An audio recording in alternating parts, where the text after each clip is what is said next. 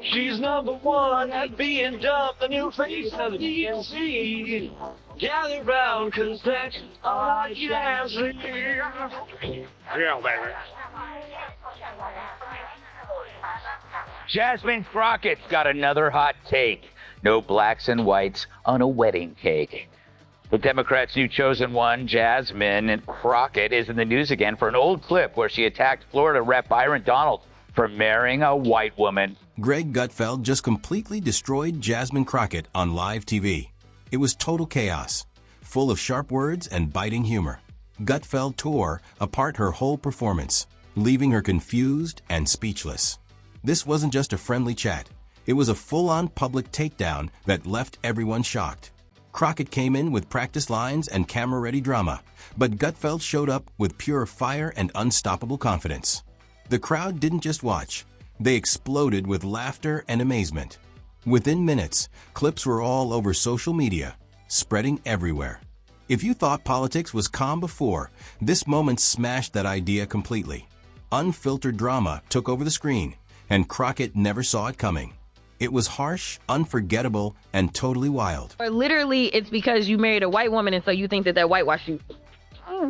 That's not very woke, is it?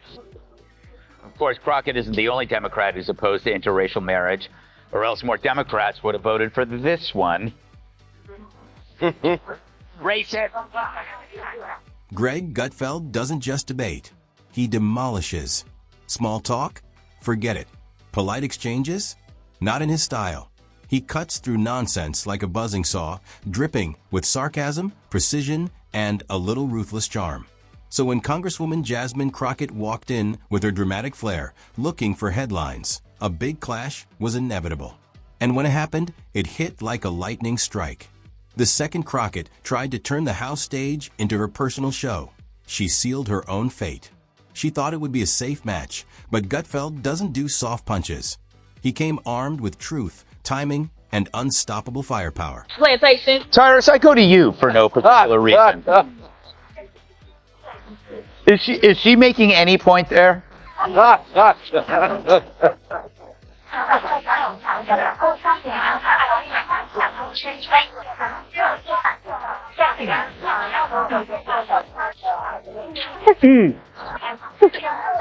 Like this makes me wish my mom made different father choices. Because we all get sucked into this.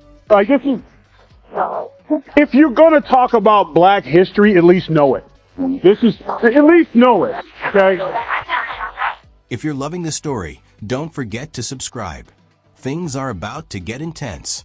Instead of a calm discussion, Crockett marched straight into the lion's den, overconfident and completely outmatched. Crockett isn't known for substance. She's more of a performer pretending to be a politician. Her style? Drown out opponents, drop trendy buzzwords, and turn tantrums into TikTok moments.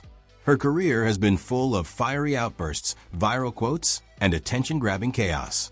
Fans see it as passion. Everyone else? Just empty noise pretending to be leadership. But it goes back to, that was 45 seconds of some of the, like, Kamala, you good right now. That was some of the dumbest shit I ever heard in my life. Here's the thing. This goes back to what we talked about earlier. They never have a solution. Just listen to your dumbass. You want to talk about agriculture? Why don't you fix the lottery? Why don't you make it easier for people who want to come into this country to work in agriculture and equitation and factories? Get rid of the lottery. Open it up. Talk to the president. Like, hey, we got a plan. We want to make it easier for people who can vet and come in and work in this country. Come up with an idea. Besides, any of y'all want to pick cotton? We're like, we're in suits in the middle of the Midwest. Why would we pick cotton? It's like the extreme stupidness of what she speaks. I'm so angry right now. Gutfeld doesn't waste time on nonsense. He cuts right through it with deadly sarcasm and a grin that says, I already know how this ends, and you won't like it. So when Crockett put on her latest show, full of deflection, race baiting, and recycled drama, he wasn't there to debate policy. He was there to crush the act. And crush it he did, with sharp humor and perfect timing. Gutfeld revealed what everyone was thinking, but too scared to say. Jasmine Crockett isn't a serious leader. She's a headline machine, a storm of staged outrage and empty theatrics pretending to be politics.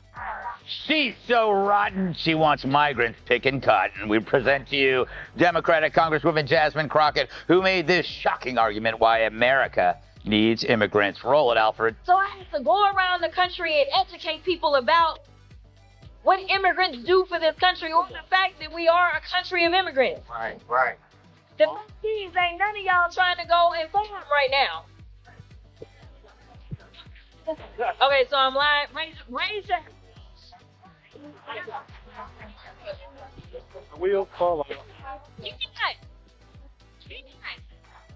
We're freaking cotton. We are. You can't bring us enough to find a plantation. Crockett wasn't asking questions. She was performing rehearsed speeches. She wasn't defending ideas. She was fishing for applause with fake lines and dramatic pauses. And in Gutfeld's world, that's the lowest form of political theater. His takedown wasn't loud. It didn't need to be. It was sharp, careful, and full of controlled disdain. He didn't yell. He just held up a mirror. And what looked back was brutal. Empty slogans, glaring hypocrisy, and logic barely holding her act together. This wasn't just a clash. It was a reckoning. Crockett built her fame as the queen of committee chaos, thriving on viral outrage and TV-ready tantrums. Every fake gesture, every buzzword, every staged reaction was exposed. Gutfeld didn't just challenge her theatrics. He tore them apart piece by piece, burning her whole persona under the spotlight with cold, sharp wit. Philmead, she's getting to be the face of that party. I know, thanks to your show. Yeah. I don't know what's more popular, this or The View on Gutfeld. But a couple of things. Did you see, at first I thought she was doing it for comedic purposes, but you watch back, nobody had a response. They didn't know what the hell she was talking about. And she's like, oh, really? Farming? Yes, it's called eating, farming. America's got the best farmers in the world. There's glory in doing it. People do it, and the people don't do it by hand anymore. This isn't 1820. So I was just stunned by what she's saying. But the weird thing is, she probably left that room thinking she knocked it out of the park. And I don't think that anyone can stop her from being the face of the party, except Bernie Sanders, who's 111 years old, talking about oligarchs. He tore through her chaos, showing every contradiction hidden in her fiery words. One moment, she preaches unity. The next, she accuses anyone who disagrees of plotting against her. Gutfeld cut through it like a surgeon, calm, merciless, and exact. He revealed the truth. Crockett's record is almost empty. Then came the knockout. Gutfeld didn't just mock her drama. He dug into her record and showed how hollow it really was. All the noise, outrage, and stunts. Her real achievements in Congress were almost invisible. No real victories, no progress, just viral clips and interviews repeating the same tired lines. Gutfeld removed the illusion, revealing the reality. She's not leading, she's performing. A brand disguised as a politician, mistaking fame for impact. Like a reality TV star chasing attention instead of results. It might get clicks, but it doesn't help the people she's supposed to serve. Do you have an opinion on this? Or should I move on to somebody? No, I just... It has to come from me. Yeah. Okay? None of y'all are qualified. Not just for one thing, I'm mad at Charmaine the God because he should have kicked her out. See, the problem is that we are allowing our own culture to be openly racist and get away with it. Now, if a white person is offended by that, and they should be, they say something, it's like, it's not the same thing. But if you say that, and another brother looks at you and goes, man, you wrong for that. And I don't want you on my show. Get the hell out. Because I'm telling you right now, if I was not on the show, which happens sometimes, and someone was sitting in his chair and he was complaining about black men this and black that, and they shouldn't be here, and you know what happens when a white woman marries a black guy, you would not have seen that guy in the next segment. He would have kicked his ass off, because you're not going to talk about somebody that I care about like that, or another person like that. That's the problem. Crockett's defenders rushed in, screaming and making excuses. They blamed bias, sexism, or fear of her power. But Gutfeld didn't fall for it. He cut through their noise with precision, showing that criticism isn't cruelty, it's accountability. And if she can't handle it, maybe politics wasn't her stage to begin with. The public went ruthless. Social media exploded. Memes showed Gutfeld towering over cartoonish Crockett captioned, "Sit down and learn something." Others replayed the showdown like a championship knockout. The truth was clear. Crockett scripted her own defeat. No tricks, no setups. She strutted in for validation, forgetting Gutfeld doesn't debate, he destroys. While she flailed, he countered with facts and sarcasm, so sharp it could slice steel. Yeah. Thanks, yes. Thanks. Yeah. All right, stop it.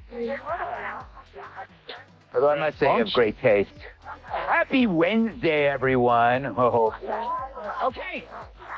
It was like watching someone try to fight a wildfire with glitter. Flashy, pointless, and doomed from the start.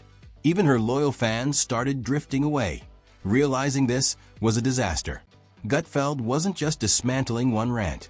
He was destroying an entire style of performance politics that Crockett represents. He exposed the lawmakers who think trending hashtags can replace real leadership. And he did it with humor so sharp it demanded attention. Then came the ultimate knockout. After mocking her theatrics and exposing the emptiness of her record, Gutfeld landed the final blow. A reminder of what real leadership means. It's not shouting louder or mocking critics. It's showing up, doing real work, making change. Not chasing fame or clicks. Crockett learned that trading effort for attention can be dangerous when someone like Gutfeld is ready to expose you. Smirk in place, saying, "I told you so." First, they cursed, now they thirst for blood. Jasmine Crockett is upping her temper tantrums, now saying the only way Democrats can win elections is by throwing hands. Who thinks you punch? You think you're okay with you okay with punching? Ooh, I mean, like, dude has to be knocked over the head, like, hard, right? This wasn't just a takedown, it was a live warning sign. Gutfeld didn't just destroy Crockett's act. He turned it into a masterclass for politicians addicted to online applause. For anyone thinking that volume equals influence or viral tantrums count as wins, Gutfeld sent a bold, sarcastic message. "We see you, we're not impressed." Honestly, this wasn't a debate, it was like an ambush at a vegan buffet, with Gutfeld barging in holding ribs, grinning. Game over. Crockett tried to hype the crowd with buzzwords and emotion, but her argument fell apart like a paper boat in a storm. This time, the audience saw it clearly. No applause, no sympathy, just awkward silence. The kind of silence that screams louder than words. The kind that burns when someone's act collapses right before your eyes. Now, she claims that she wasn't talking about Abbott's wheelchair at all. Yet she's mentioned Abbott's wheels before. In 2022, she posted Beto's rolling around the state. Where's Abbott rolling to? And according to the Washington Free Beacon, Crockett also liked several Facebook comments referring to Abbott as Hot Wheels back in 2020. Crockett tried to recover, flailing like a short-circuiting robot, throwing out buzzwords like systemic oppression, voice of the people, and the classic, "Let me finish." But every line bounced off Gutfeld's calm smirk like raindrops on armor. Watching it was like yelling at a fire to put it out. Chaotic, desperate, and hilarious all at once. Meanwhile, Gutfeld stayed unbothered, calm as ice, already thinking about lunch. He didn't need to shout. His takedown was so smooth, it almost sounded polite. "Thank you for your outrage. Please hold while we transfer you to someone who cares." It wasn't just victory, it was mastery. He glided through the chaos effortlessly. You could almost hear elevator music in his head while Crockett's pride crumbled. The audience? They loved every second. Each jab landed like fireworks in a room full of fragile egos. Laughter exploded, cameras zoomed in, and Crockett's so-called moment turned into a live lesson on what happens when noise meets reality. How long is she going to keep this thing that she wasn't talking about, the wheelchair? Yeah. Come on, babe, you know you're full of... and all that, Jasmine. I think what happened was AOC was like, "You guys, I need to triangulate and be serious now because I'm going to be a senator. So someone has to be a talking attention whore. Who's it going to be?" And Jasmine raised her hand and goes, "Excuse me, Congresswoman Cortez, I speak jive." What it is. She gave it her all, but it still landed flat. Proving volume isn't vision, and hashtags aren't policy. This wasn't left versus right anymore. It was substance versus spectacle, truth versus illusion. Gutfeld didn't just call out one politician. He exposed an entire movement in modern politics, the rise of the viral lawmaker. The type who treats Congress like a content studio, every speech like a skit, every bill like clickbait. That's the real shocker. Politics isn't a stage or reality TV. It's supposed to be about service, not self-promotion. Responsibility, not rehearsed outrage. And anyone confusing clout for contribution will be exposed. When that happens, Greg Gutfeld is right there, armed with humor sharp enough to slice through the spectacle and end the show in one cutting line. Jasmine Crockett learned that lesson the hardest way, under the brightest lights and the loudest silence.